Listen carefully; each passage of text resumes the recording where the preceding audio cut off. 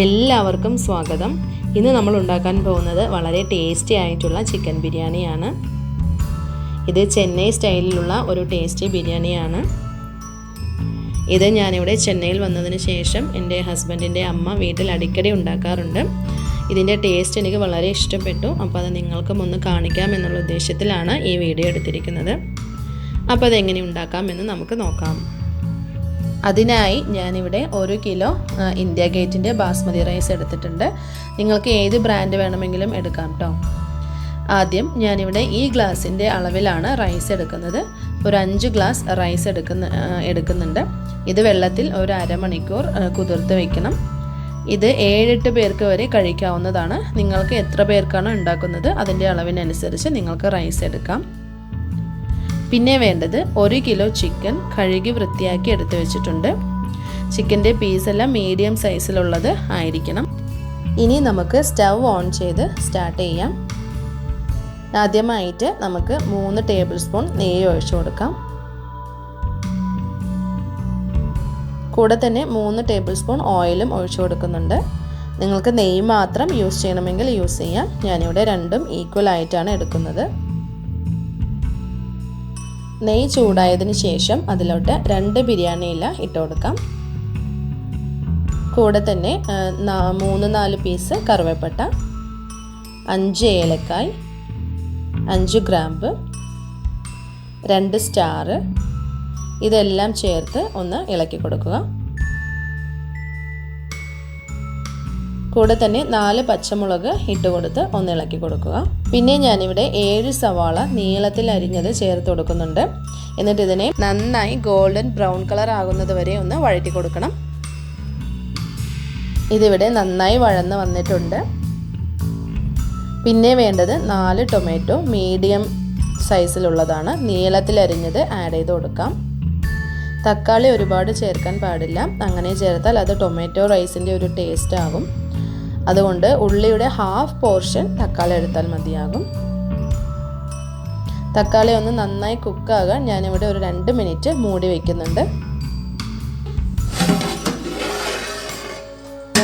ഇതിവിടെ നന്നായി വെന്ത് വന്നിട്ടുണ്ട്.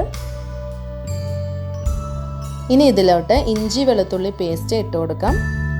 ഞാനിവിടെ 4 ടേബിൾ സ്പൂൺ ഇട്ട് കൊടുക്കുന്നുണ്ട്. ഇത് ഫ്രഷായി വീട്ടിൽ അരച്ചതാണ് കേട്ടോ.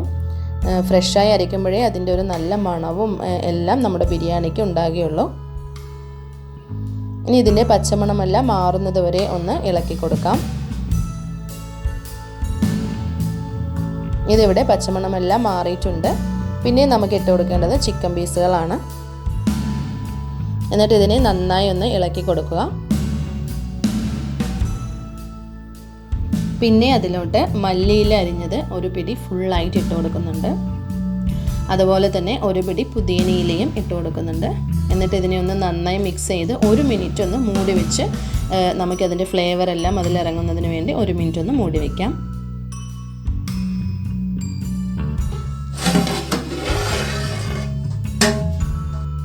ഈ പുതിനയില എല്ലാം നന്നായി തന്നെ വാടി വന്നിട്ടുണ്ട്. അതിൻ്റെ ഫ്ലേവർ എല്ലാം ഇറങ്ങിയിട്ടുണ്ട്. ഈ സമയത്ത് ഒരു 6 സ്പൂൺ കട്ടിയായ തൈര് ആഡ് ചെയ്ത് നന്നായി മിക്സ് ചെയ്യുക.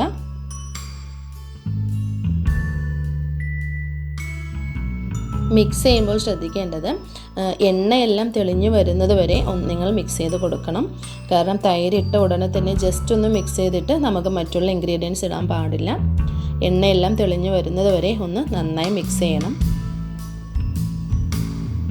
ഇവിടെ ഇതിൻ്റെ എണ്ണയെല്ലാം നന്നായി തെളിഞ്ഞു വന്നിട്ടുണ്ട്.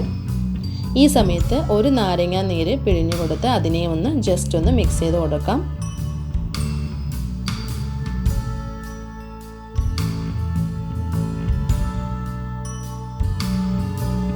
പിന്നെ ഒരു 3 ടേബിൾ സ്പൂൺ ഗരം മസാലയും 3 ടേബിൾ സ്പൂൺ മുളക് പൊടിയും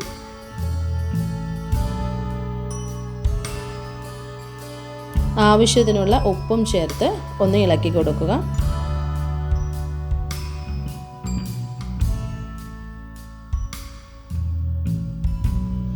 എന്നിട്ട് ഇതിനെ ഒരു 2 മിനിറ്റ് മൂടി വയ്ക്കാം. അപ്പോഴേ ആ മസാലയെല്ലാം ചിക്കനിൽ നന്നായി പിടിക്കുകയുള്ളൂ. ഇവിടെ മസാലയെല്ലാം നന്നായി ചേർന്ന് വന്നിട്ടുണ്ട്.